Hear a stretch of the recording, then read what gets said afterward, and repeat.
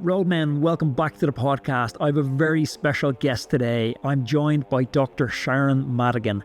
Dr. Madigan has worked with generations of Olympic athletes to coach them to the very highest levels of the sport in nutrition. In this conversation, she breaks down the mistakes we're making with nutrition, why we're needlessly gaining weight, and the remedies to correct that weight gain. You're going to love this conversation. Welcome to the Roadman podcast, Dr. Sharon Madigan.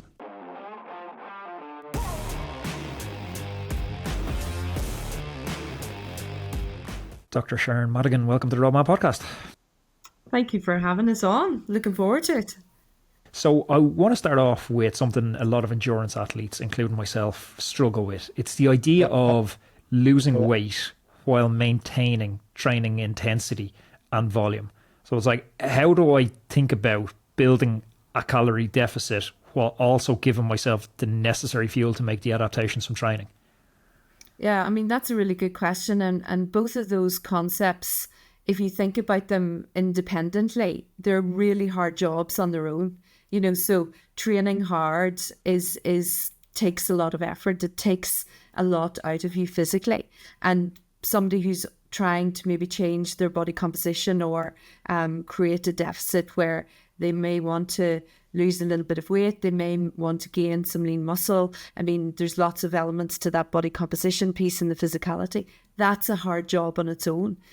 So a lot of people where they kind of get it, where it doesn't work out for them as well, is that they try to do both of them full throttle at the same time.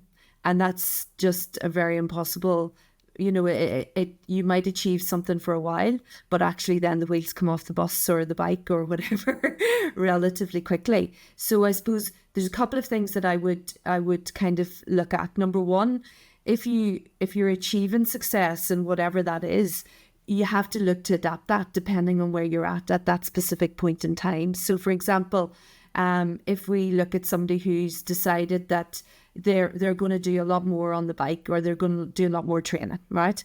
And if you compare that to, say, 6 months ago, whenever they were doing a lot less, number one, that's a big change. So you got to readapt and readjust to suit that particular outcome, not the bit which is, oh, this is what I was eating 6 months ago for this amount of work that I was doing.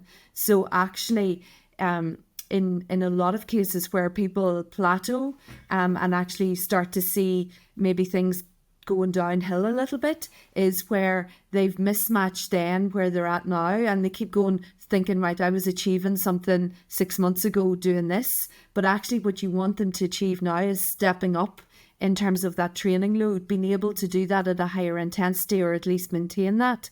And actually in that environment, it's not the message of move more, eat less that's appropriate there. It's let's fuel to do the work that we're trying to do, because by being able to do that consistently, you can then achieve more of your aims and objectives then, either from a performance point of view or a physical point of view, or both.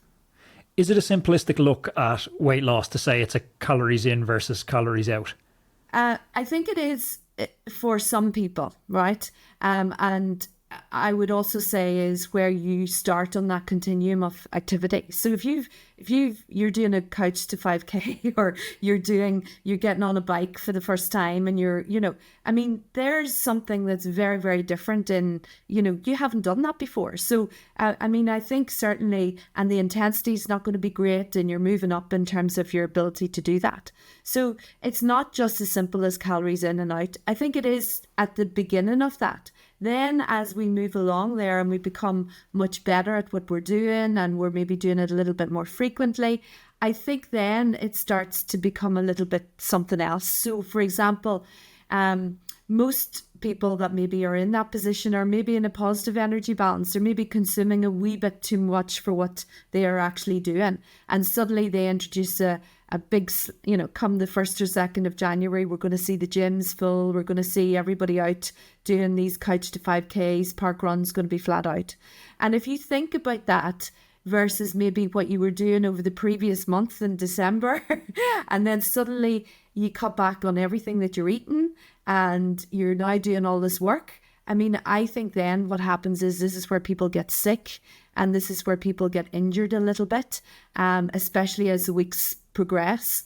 And just their ability to sustain that actually starts to become really impacted as well. So what's impacting all that? Like, what's given the increased chance of illness, sickness? Is that long-term negative energy balance? It is. And I mean, for some people that, haven't been in energy balance, they'll have a little bit more in the tank that they can go on for a lot longer. But for those that maybe haven't got as much in their reservoir or their overdraft facility, what happens then is that all of the energy coming in is maybe being sucked up into the training that they're doing. And then what's happening is that the immune, let's say, for example, if we think about it as a pot, a physiological pot, that immunity pot isn't getting as much as it should do. And therefore then it becomes susceptible for that individual. And I would always say to athletes, if you're getting sick or picking up something very, very regularly, or you're picking up niggles, you're just not that unlucky. You need to look at what you're doing. And I would bring it back another level as well. I think most of us are creatures of habit. And if we think about it, we're maybe training differently on different days, but we like to get into routine and we tend to eat the same way on every day. And then suddenly you can get a mismatch without even thinking about it hugely. And so how impactful is that negative energy balance on immunity? Like how much do we know about the link between the two? Well, I mean, one of the most important fuels for white cells is carbohydrates. So again, a lot of us think around things like zinc and magnesium and vitamin C and all of these things, but they're not really going to fuel those white blood cells if they're not there. And if you think about carbohydrate use, particularly in an endurance event or endurance training, if you're out on a spin on a Sunday morning for 2 or 3 hours and you've had a small breakfast, let's say, because you don't feel like having a huge amount there, and you're using carbohydrate up, maybe there's a couple of hills in there that uses it a bit more quickly, you're not that keen, or you haven't really got into the piece around fueling on the bike, so you wait till you come home and you have something. I mean, really, there's very little carbohydrate left in the tank after that. So that means that there's nothing going into that immunity pot. And you could run into somebody that's got a bug and you're susceptible, the tank's empty, and then suddenly, you wonder why you've got a cold or you're picking up a bug for sure. And as we progress on this journey, like I know for me, my cycling experience was I used to get out the door, I would come home and initially didn't know anything about fueling, so way under fueled. You'd limp home for the last couple of hours. You might have to beg some strawberries off someone on the side of the road if they were selling them. But eventually you kind of figured out how much fuel you needed. And now we're more nuanced than that. People understand their different fueling requirements per hour for intensities they're at. But should we be altering this as we progress in our cycling journey from a rider who's year 1 to year 5? How does efficiency levels affect our fueling requirements? Because you're actually working harder for the same output. You're delivering more. So it becomes like, I would say to somebody, if you continue then at the same level, then you will mismatch. It's just at a higher level as well, so you might plateau here as opposed to here. And then what happens is we hit the wall then again. But yes, absolutely. We need to look at, as we improve, as our efficiency improves and we're working harder in that session, that we might not have done the same 6 months previous to that. Well, we need to look at that, because the reality is as well, if you don't, then how are you fueling that? And this is where then we look at where, if you've got somebody who's reporting that now they're noticing that their DOMs are much more after a session, well, that tells me then that their carbohydrate intake is not sufficient to cover the cost of what they've done. So they're breaking down a little bit of muscle mass to fuel that particular session. And I kind of go in asking questions around that in terms of, how does somebody feel at the end of the week? Are they limping home in a session? Is one session much better than the other? And, for example, let's say you do 2 spins at the weekend, Saturday and Sunday. If you think about it, you might go out for a run on a Saturday morning, and then you go out for a spin on a Sunday morning. Your run might be at 10 o'clock. And your spin might be at 8 o'clock on a Sunday morning. Well, that's fundamentally 2 sessions in a 24-hour period. But people see that as days of the week, not periods of time. I was almost going at this one from the other way, because a lot of us are fixed and anchored. When you get out of being a pro athlete or a full-time athlete and training is not your focus, your training hours are typically anchored. So you've 10 hours a week or you've 12 hours a week, which you're able to train. So if you take somebody that's doing the club spin and it's 4 hours on a Saturday, so he starts in year one and he's doing the club spin and his efficiency level is super poor. The cost of him delivering that effort on the club spin is really bad. Technically, he's a bad rider. Energy has been wasted everywhere. As he progresses and his technique improves, his efficiency level increases. So if he doesn't adjust his fueling level down, is he now over-fueling for that same session? Not necessarily, because he needs to look at when the session was before that and the one that's coming afterwards as well. So again, it's this fixed view that I must just cover the cost of what I've done and not think about what's coming down the line and what has just been. And I think that's where we fall into the idea of, oh, I'm not training as much today, therefore I don't need to eat as much.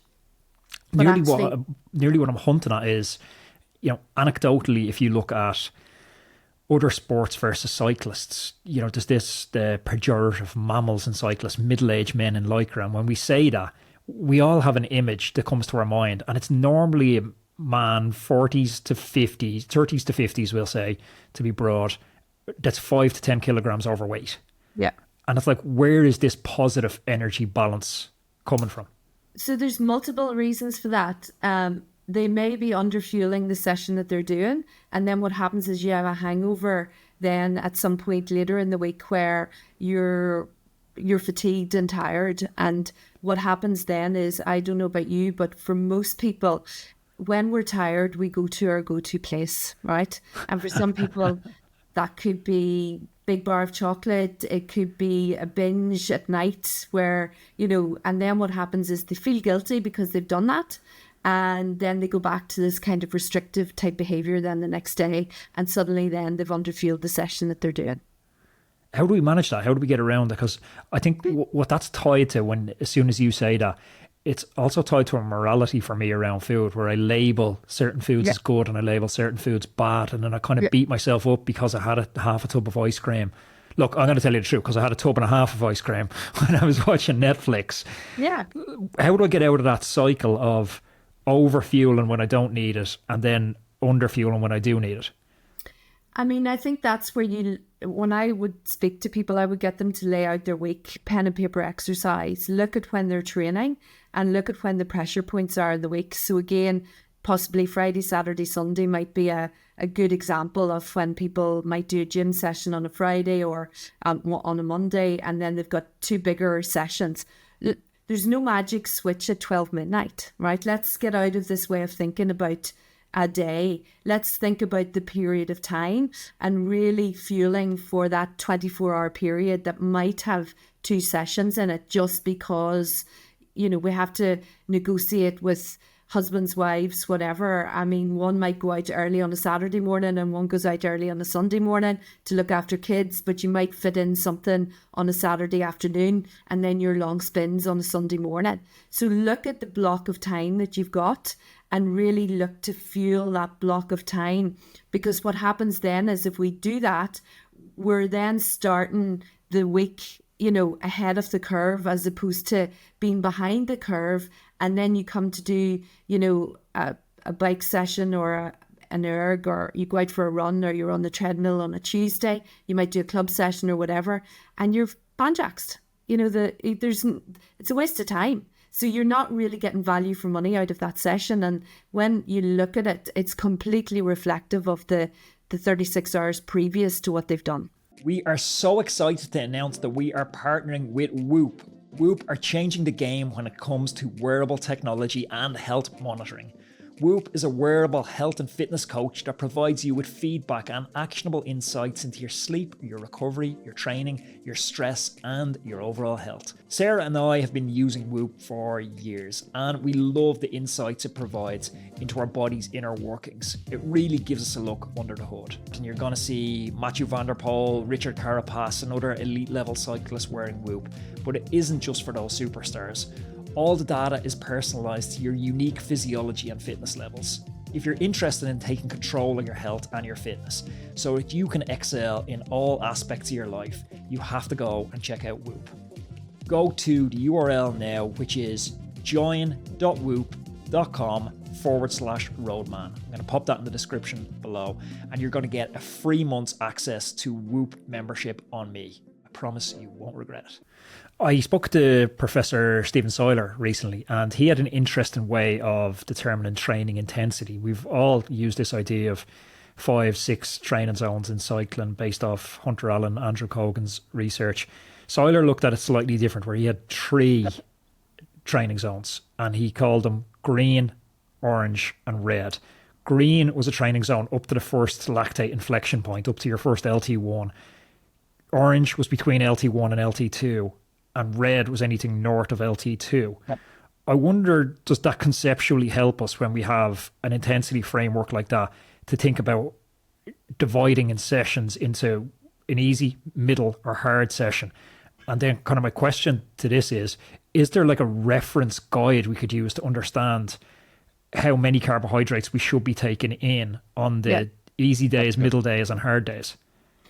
I think you could probably go to the reference guide then of, high intense sessions. You're looking at that 7 to 10 grams of carbohydrate per kilogram of body weight. I mean, I think that is not unreasonable to think. And then looking at then trying to really pinpoint the session and make sure that maybe even we're looking at a gram per kilogram per hour in that session. So for example, if 60 kilos, 60 grams per hour, 3 hours, 180 grams, you might not get it in that session, but you're putting a little bit in beforehand, some during and some after. So that's covering the cost of that actual session, right? I think as the intensity moves down, you certainly would be looking at, certainly 5 to 7, let's say, for the medium intensity sessions, with probably an aim of looking at the volume of carbohydrate during the session if you can. And then, I mean, realistically, I still don't think that carbohydrates should be given it is the cause of all evil, I think, at the moment, in terms of, so if we think about body composition or physicality changes, most people, they cut carbs to try and achieve what they think and realistically, that's a kind of a suicidal mission, really, for any endurance athlete, because you're going to sit in that, you might be sitting in a green zone, but actually it feels like a red zone, and you're not getting and then, I mean, we're looking at it again in its absolute output here. There are lots of things then that start to come into play if people are messing around then, because one of the big things again in terms of carbohydrate restriction is that piece around cortisol increases, and then the inability then to be able to get the results, achieve what you want for the work that you're doing. So we start to see hormonal things come into play, not in everybody, but certainly after long protracted periods of time. And I mean, all you have to do is look at the evidence around starvation diets, low calorie diets for weight loss. I mean, people don't achieve what they think that they should achieve, and that's because the body goes kind of into shutdown mode, and then suddenly we've not achieved anything, and then we go back onto that roller coaster of binge, purge, feeling guilty, because it's not that you start at A and you finish at B and it's a straight line and all of these things. It's much more nuanced than that. And I mean, you look at then bone health, let's say, of cyclists and athletics, individuals, particularly in endurance. I mean, we have loads of data around cortisol as well, impacting the ability to absorb calcium.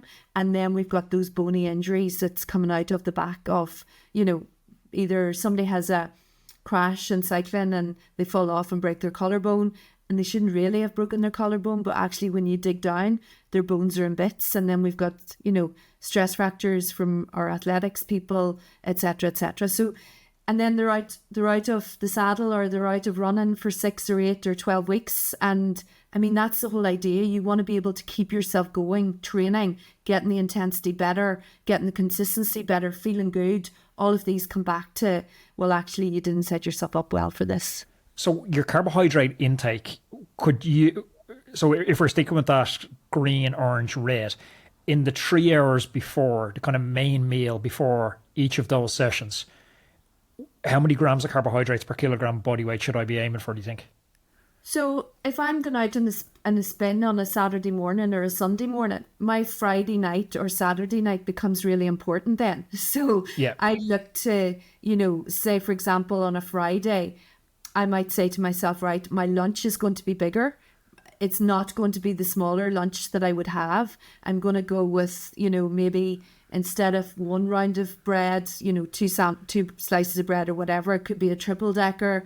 I might add in some more fruit. I might add in a scone or a pancake middle of the afternoon. I then have my big dinner then at that stage in the evening, which is my potatoes or rice or pasta or whatever. And sorry to jump in, just to get clarification on that one. So if it's the Friday night, and are we changing up the macro distribution of the Friday, or are we just changing the whole eating pattern of the Friday? Like, as in, if I'm normally having a big lunch, am I swapping that big lunch now and moving it to a big dinner, or am I adding an increased calorie load? I'm adding in both because I'm looking at what Saturday's coming up. And then I'm looking to add in a supper in the evening time, because that fundamentally is my first breakfast, right? Okay. So I'm seeing Friday night now as really, if I'm going to be on the bike at 9 o'clock in the morning, how much time do I have between getting up at 7, doing various bits? How do I feel practically about having a big breakfast?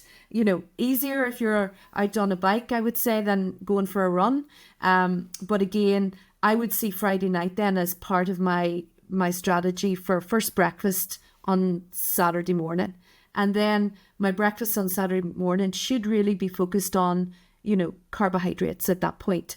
And the thing about it is now some of the individual characteristics come into play.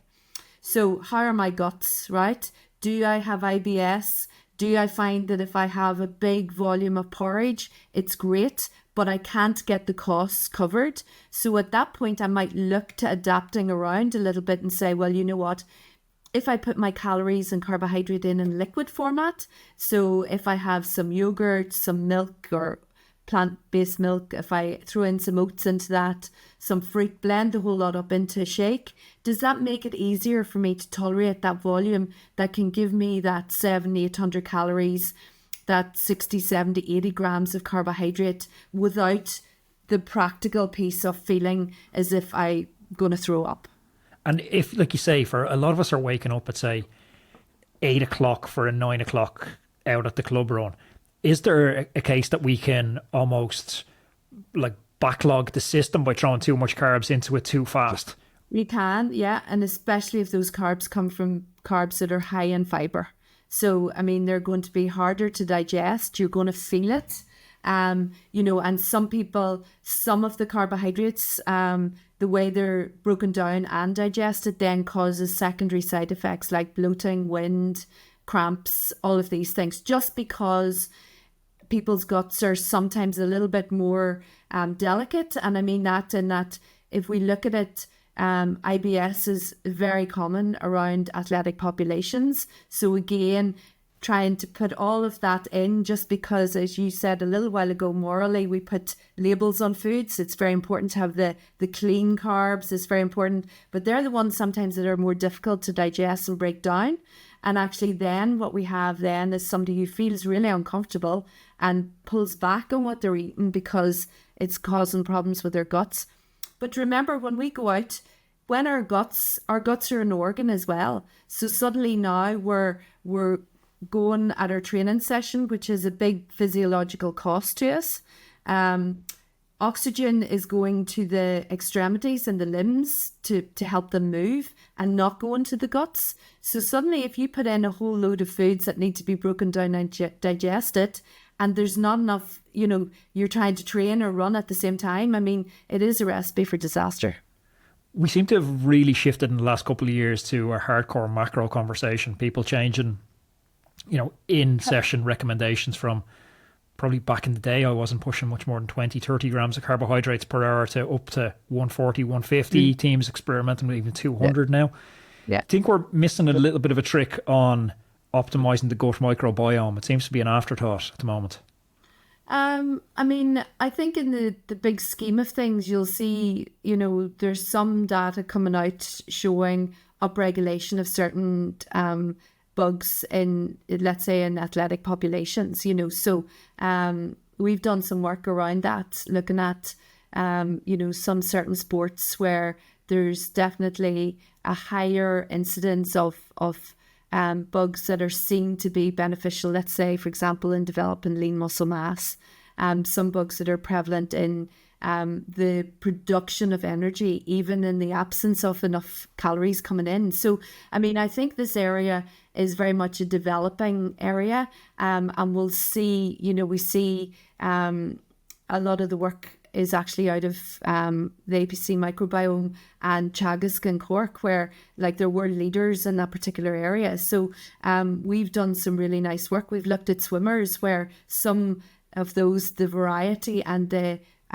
overall volume of the bugs are actually a lot less than other sports. And could that be to do with the chlorine content of pools? So you're actually noticing some small, differences between sports. And I would say that that's more at the level of, let's say, endurance type sports versus, say, resistance type sports as well. So some of them can be slightly different too. But there's that gut microbiome piece, but there's also the functional gut piece, which is how does your guts react to, and again, I would say that the gut microbiome piece is definitely the piece around immunity, the piece around that general health, anxiety, those types of things, where we know that there is actually very good evidence around that. But we then bring it to how does your guts react to physical activity and hard physical activity at that. Yeah, I'm wondering, a lot of the riders that I ride with, train with, pulling a number off the top of my head, but at least 1 out of every 2 or 3 have some sort of stomach issue. Yeah. What's our pathways for getting these type issues diagnosed? When I would be taking a history of somebody, I'd be asking, when did they present? How did they present? What are the key contenders there? Because again, we forget that the gut is an organ and we're not treating it the way that it should be treated. And again, if I go back to that underfueling piece, which is an interesting one, particularly for females, but also for males, we have 3 questions that we would ask a female if we're anyway thinking that some type of underfueling is going on there. Number 1, what's their history of injury? Number 2, what's their menstrual cycle like? And number 3, what are their guts like?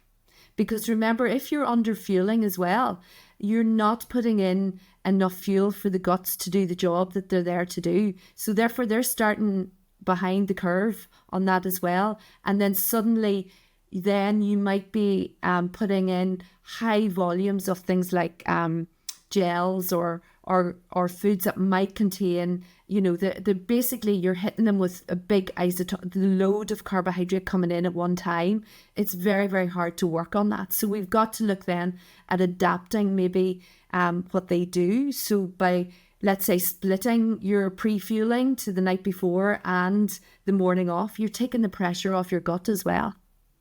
Is there baseline testing that you recommend everyone should get? Not necessarily. You hear about all these intolerance tests and stuff like that. Realistically, the evidence for them is particularly poor. I would go on, and one of the other questions that I would ask people, particularly if I suspected maybe that there was some functional gut issues, is, do you notice that when you eat, and I put in inverted commas here, more healthily, that your guts are a bit worse? And that fundamentally is probably an increase in fibre.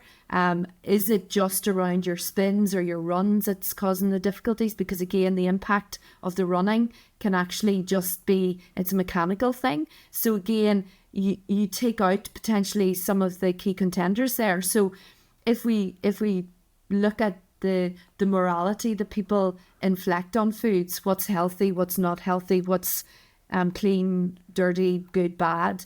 I mean, most people would understand that cereals, let's say like porridge or Weetabix, might be what we would assume are a healthier type of cereal because of the higher fiber content in them. But actually, in a scenario where somebody has a lot of gut issues, the better thing that they might want to do is look at cornflakes or Rice Krispies, because it's, number one, it's less high in fiber. It's like eating fresh air. You don't have to have big volumes of it as well. So you're getting the carbohydrate. And actually the second thing is, if we come back to how the gut digests certain types of carbohydrates, cornflakes and Rice Krispies, and we'll look at other ones, for example, as well, but they're what you would call wheat free. So wheat tends to be a difficulty because of the way that it's absorbed. So that's why people sometimes find that gluten-free options suit them. They don't seem to have as many issues with their gut. It's nothing to do with the gluten. It's actually the wheat element of things, because it's how the gut digests and break that down. So there's a list there of stuff that may or may not suit people depending on their gut. Do you have another 100%. List of stuff that you're like, nobody should be ingesting this because it's so detrimental to gut infrastructure, microbiome? I'm thinking like energy drinks like Monster, Red Bulls, stuff like that.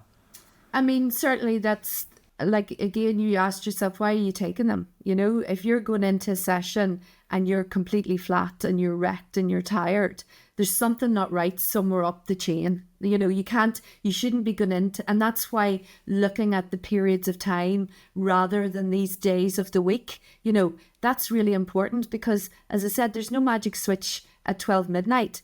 There's no absolute overriding magic switch on a Sunday night that makes the next week ready to go. So there's maybe sections of the week where you're under the curve in terms of your energy balance, and then that's catching up with you. Then suddenly you're saying to yourself, geez, I'm going to have a Monster or a Nocco or whatever it is that they're going to have to, So again, it's this idea that, there's no carbohydrates in this. That's great. I mean, you have to go into the session with the fuel in the tank that you're going to use. I mean, branched chain amino acids are not the fuel for an endurance athlete where they haven't put enough carbohydrate. It's like putting petrol into a diesel engine. Transform your indoor cycling with Roovy, the platform that brings real-world roots and augmented reality to your training. Whether you're preparing for a big event or you're just looking to explore, Roovy lets you experience legendary rides like Alpe d'Huez and Passo di Stelvio from the comfort of your home. Roovy's unique augmented reality technology uses real-life video and GPS data to create the most realistic cycling experience available. You'll feel every climb, descent and turn with precise terrain replication, giving you an authentic outdoor ride indoors. Plus, with AR elements like avatars and banners, the ride really feels totally immersive and interactive. With over 1,500 routes and 25,000 kilometres, the world's most iconic cycling destinations, Roovy is perfect for cyclists of all levels. Whether you want to enjoy scenic routes, participate in group rides, or push your limits with advanced training plans, Roovy has you covered. Roovy also offers flexible pricing, allowing you to pause your subscription or choose duo or group plans to share the experience. From exploring new places to serious training, Roovy has something for every cyclist. Ready to ride the world? Visit roovy.com and start your journey today. Yeah, very interesting. And again, maybe the same question, like there's probably a personalized list based on somebody's history of supplements they need to take. If somebody has a vitamin D deficiency, etc., you're going to recommend an appropriate supplement or altering their diet. But is there supplements that you just think everyone broadly should be at least considering? Like creatine is one that's going to jump into mind for me. Yeah, I mean, like the work on creatine is really interesting. And I mean, when I started too many years ago now to even remember, I mean, there was really one functional role of creatine, which was to help those high intensity types of training so that you could recover quicker, so that you could actually repeat the effort. And by doing that, then that helped with lean muscle mass development. I mean, the evidence around creatine is much broader nowadays. And I mean, I think if we look at, and you mentioned that, those middle-aged men, middle-aged women that are out cycling, I mean, I think we have to look at the potential that there is for recovery, but also if we think about getting older, and physiologically that is defined as over the age of 30, I mean, in terms of maintaining muscle mass, there's clearly quite good, strong evidence that creatine can help in terms of, aging better, allowing us to maintain and sustain our lean mass as we get older. There's also evidence around potentially brain health, and potentially, treatment around concussion, where part of the difficulty is the energy breaks, in the synapses of the brain if somebody takes, some kind of injury to the head. So it may be that having creatine available there might be beneficial in terms of preventing or reducing the impact of a concussion or a brain injury of some sort. And then finally, there's evidence emerging around, sleep, for example. So say somebody has a relatively bad night's sleep, and we're not talking about the chronic insomnia here. We're talking about just felt nervous before a race, didn't sleep well the night before. There's evidence to suggest that actually creatine may help, nullify or reduce the impact of that, individual bad night's sleep. That's interesting. And is that just your regular 5 gram dose, or is that a macro dose leading up to events like that? That would just be, I think the evidence really has to kind of come out around that, and that might change. But I think, if somebody's using creatine, that they might find that taking it first thing in the morning, then after that particularly bad night's sleep, might help negate some of that fatigue type, symptoms that we see after maybe a poor night's sleep. Bi-Carb soda, are you a fan? Yeah, I mean, I think Bi-Carb's an interesting one.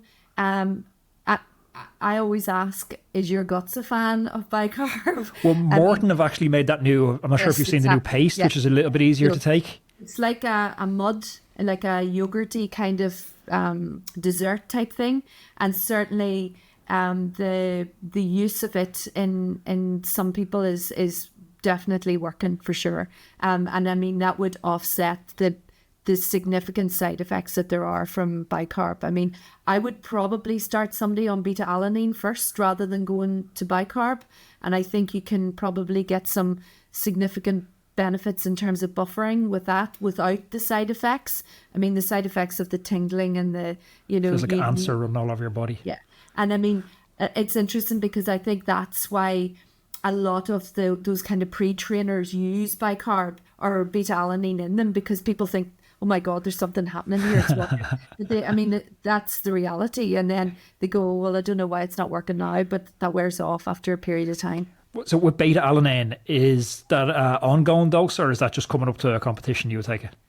I mean, I would probably use it as part of the training strategy, where there is, opportunities for multiple training and you want to be able to recover from that. And there's various different training levels within that, where there are sessions that particularly are working in that lactate place as well. So, I mean, I kind of cycle people in and out of it, where we use it for a period of time. We might take a couple of weeks off of it, and then we go back again and use it then again. You would be back on it though, coming into the competition or hard training phases?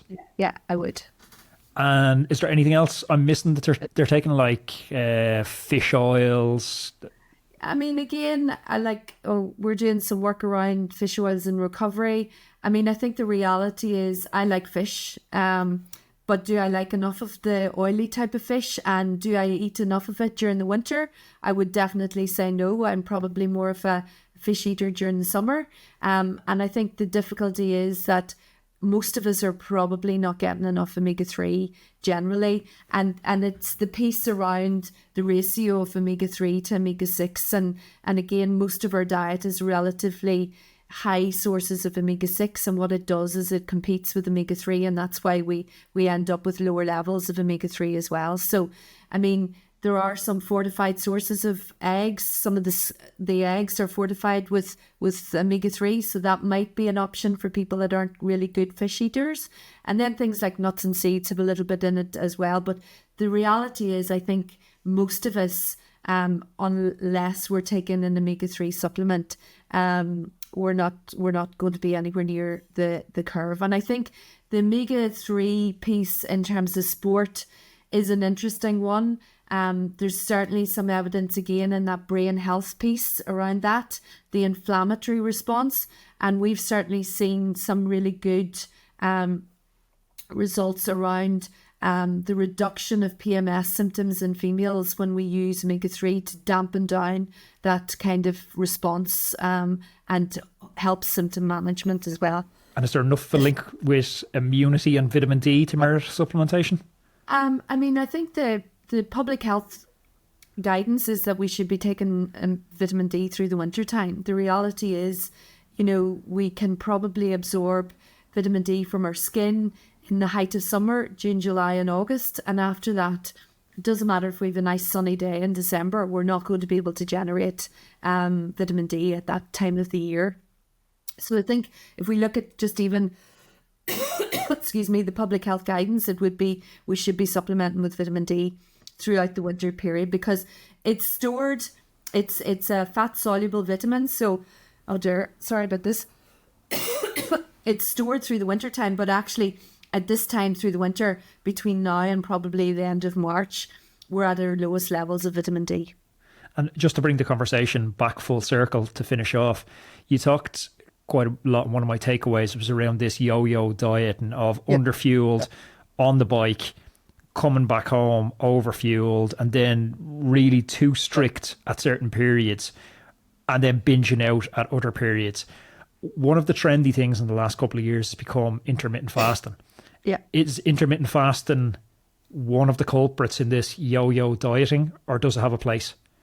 I mean, I know think cellular autophagy and stuff is an argument you hear people. Yeah, I mean, I think it has a place for some people for sure, but again, it's where you put that place. And I think I would use the analogy of train low, you know, so again, particularly in triathletes, endurance athletes, runners, cyclists. I mean, this idea that you can adapt your fat use for because we have ultimate stores of it and we're not going to run out of it. So by actually creating that deficit around you know, carbohydrate and training in that fasted state, that allows us to upregulate our fat metabolism.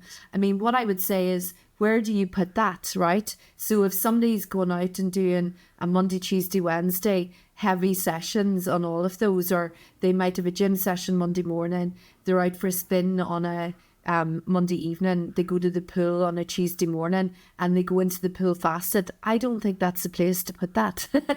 You know, so again, it's the practical applied piece.